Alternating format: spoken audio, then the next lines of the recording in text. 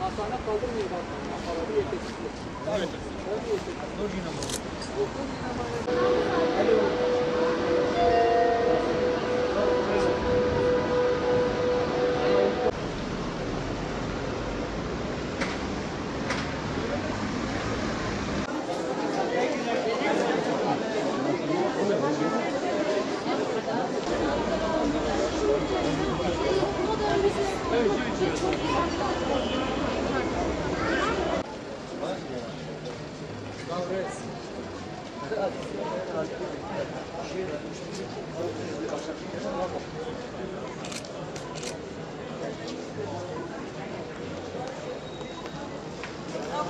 Tüm dünyayı etkisi altına alan Covid-19 pandemisi sonrasında getirilen kısıtlamalarla birlikte birçok alanda olduğu gibi hastanelerdeki poliklinik hizmetlerine erişim konusunda da aksamalar meydana geldi.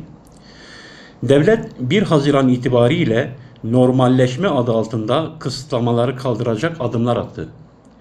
Bunlardan biri de sağlık hizmetlerinin yeniden başlatılması olarak duyuruldu.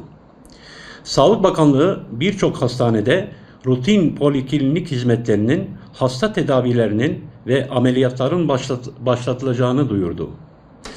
Açıklanan normalleşme takviminde olmasına rağmen vatandaşlar hastanelerdeki poliklinik hizmetlerinden hala istenilen seviyede yararlanamamaktadır.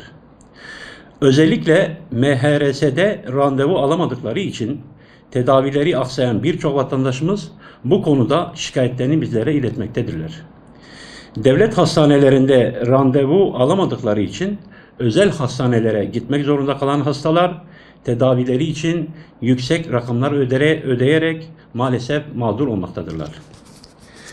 Vatandaşlar devletin sağlık imkanlarından azami derecede faydalanmaları gerekmektedir. Bu konuda Sağlık Bakanlığı alternatifler üretilmeli, poliklinik hizmeti alması gereken hastaları kaderine terk etmemelidir. Vatandaşlar muayene için 182 veya MHRS üzerinden randevu talep etmekte ancak kimi zaman haftalarca sıra bulamamaktadırlar.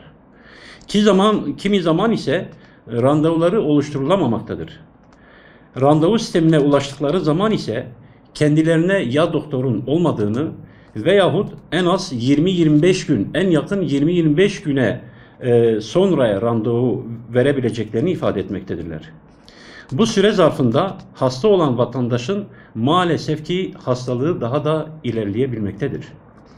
MHRS konusunda vatandaşların yaşadığı mağduriyet neden giderilmemektedir? Bu konuda Sağlık Bakanlığı mutlaka kalıcı bir çözüm ortaya koymalı, hasta vatandaşların mağdur olmasına göz yummamalıdır.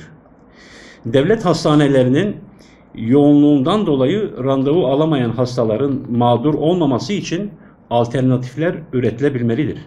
Bunun için de Sağlık Bakanlığı özel hastanelere gidilirken özel hastanelerin almış olduğu farkı ya kaldırmalı ya da asgari bir seviyeye düşürmelidir.